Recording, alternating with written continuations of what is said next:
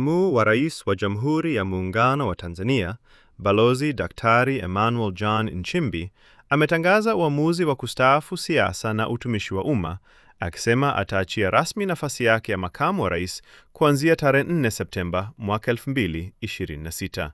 Nchimbi ametoa taarifa hiyo leo, tarehe 25 Agosti mwaka 2026, akieleza kuwa tayari amemwandikia Rais wa Jamhuri ya Muungano wa Tanzania, Daktari Samia Suluhu Hassan, kumjulisha kuhusu uamuzi wake wa kujiuzulu nafasi hiyo.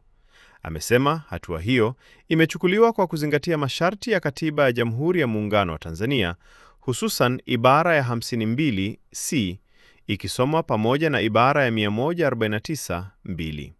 Kwa mujibu wa Nchimbi, uamuzi wake unatokana na ahadi aliyompa Rais Samia tarehe Agosti 27 mwaka 2025 wakati alipokubali kuendelea kulitumikia taifa akiwa makamu wa rais. Amesema katika ahadi hiyo alieleza kuwa angeendelea kumsaidia rais na kulitumikia taifa kwa uwezo wake wote, kwa uaminifu na kwa kutanguliza maslahi ya nchi. Aidha, Nchimbi alisema aliahidi kwamba iwapo rais angefikia hatua ya kuona kuwa anahitaji kufanya mabadiliko na kuwa na makamu mwingine wa rais, angekuwa tayari kuachia nafasi hiyo bila kusita. Nimejiridhisha pasipo shaka kuwa Mheshimiwa Rais anatamani mabadiliko, hivyo nimeamua kutimiza ahadi yangu, amesema Nchimbi. Amesema uamuzi huo umetokana na dhamira yake ya kuheshimu ahadi aliyowahi kuitoa, pamoja na kuhakikisha kuwa mabadiliko yanayohitajika yanaweza kufanyika kwa utaratibu unaozingatia katiba na maslahi mapana ya taifa. Katika taarifa yake, Nchimbi amemshukuru Rais Daktari Samia Suluhu Hassan kwa imani aliyompa na kwa fursa ya kumruhusu kushiriki katika uongozi wa juu wa nchi na kulitumikia taifa akiwa katika nafasi ya makamu wa rais.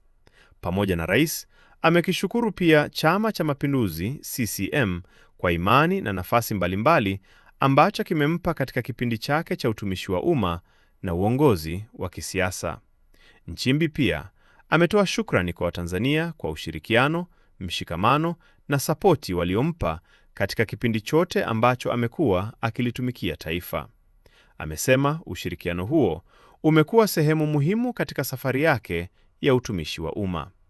Na wahakikishia kuwa nitaendelea kuwa raia mwema wa Tanzania, amesema Nchimbi. Nchimbi amekuwa akishika nafasi mbalimbali za uongozi katika utumishi wa umma na siasa, huku akihudumu katika nafasi za kitaifa kabla ya kufikia nafasi ya makamu wa rais wa Jamhuri ya Muungano wa Tanzania. Kwa mujibu wa taarifa yake, uamuzi wa kustaafu unatarajiwa kuanza kutekelezwa rasmi tarehe 4 Septemba mwaka 2026. Tarehe hiyo ndiyo ambayo Nchimbi amesema ataacha rasmi nafasi yake ya makamu wa rais, hatua inayofungua ukurasa mpya katika maisha yake baada ya miaka kadhaa ya kushiriki katika uongozi na utumishi wa taifa. Uamuzi huo pia unatarajiwa kuleta mabadiliko katika muundo wa uongozi wa juu wa serikali ya Jamhuri ya Muungano wa Tanzania, huku taratibu za kikatiba kuhusu hatua zitakazofuata zikitarajiwa kufanyika kwa mujibu wa sheria na katiba ya nchi.